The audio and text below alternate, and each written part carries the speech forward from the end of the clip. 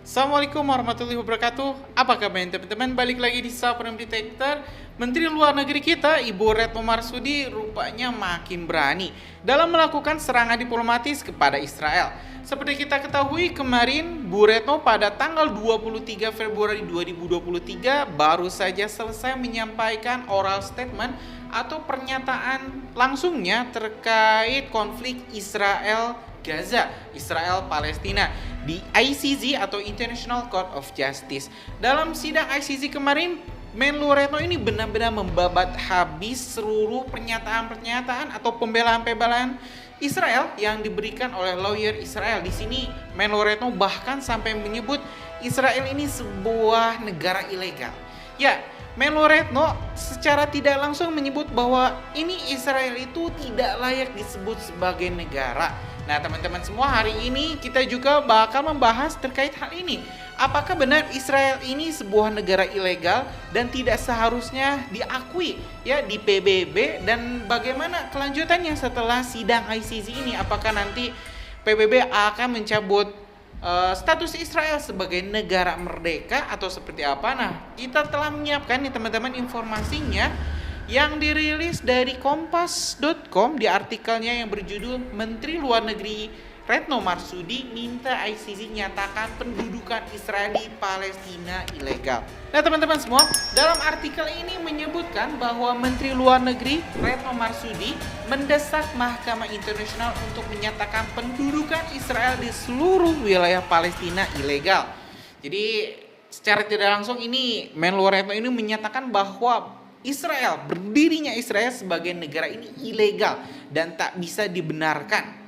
Hal ini dikatakan Retno saat menyampaikan argumen sebagai masukan untuk memperkuat advisor opinion oleh Mahkamah Internasional di Den Haag, Belanda. Panggilan harus menyatakan bahwa pendudukan Israel secara keseluruhan adalah ilegal, kata Retno dikutip Sabtu 24 Februari 2024. Nah jadi teman-teman, bukan kata admin ya, bukan kata saya bahwa Indonesia menyatakan Israel, berdirinya negara Israel ini ilegal.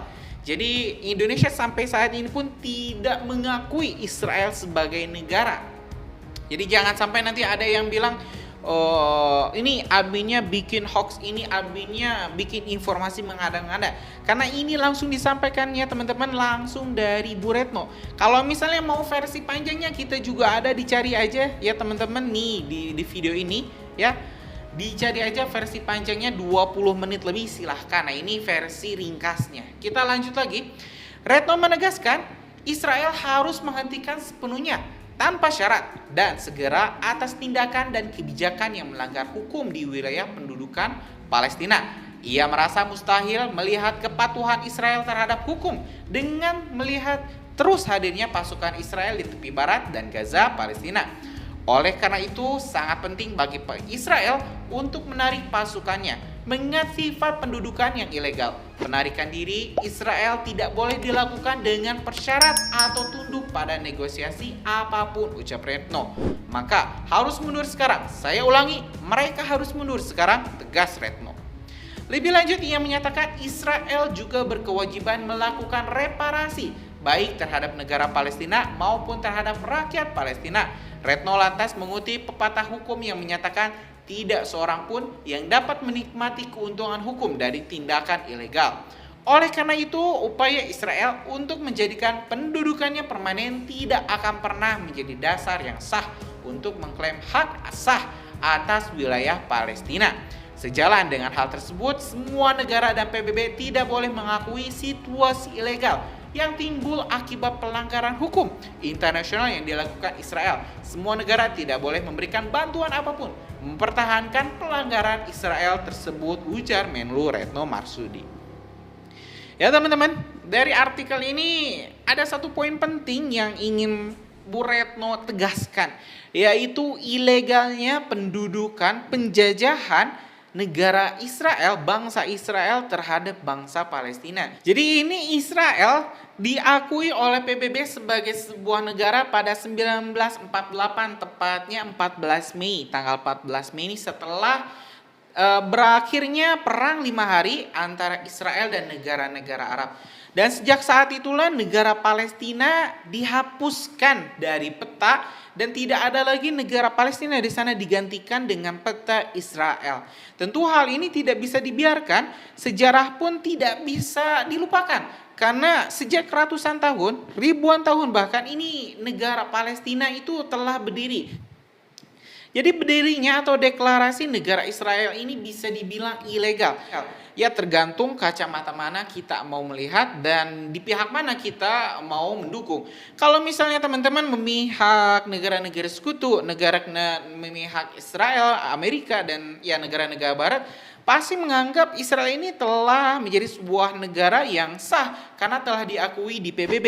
Tapi bagi teman-teman yang mendukung kemanusiaan, mendukung hak-hak kemerdekaan bangsa Palestina, mungkin sampai kapanpun akan cukup sulit untuk mengakui kemerdekaan Israel dan juga mengakui berdirinya negara Yahudi di Palestina. I left my G20 meeting in Rio de Janeiro to stand before you today on behalf of the government of the Republic of Indonesia to express the solidarity of the Indonesian people on a matter of supreme and grave importance, a matter that strikes at our fragile humanity. I stand before you today to defend justice against the blatant violation of international law that has been committed by Israel. We have all witnessed the ongoing humanitarian catastrophe in Gaza and the following escalation throughout the region, which have emboldened a global call to address the root cause, the illegal Israeli occupation on Palestine. Israel's unlawful occupation and its atrocities must stop, and neither should it be normalized nor recognized.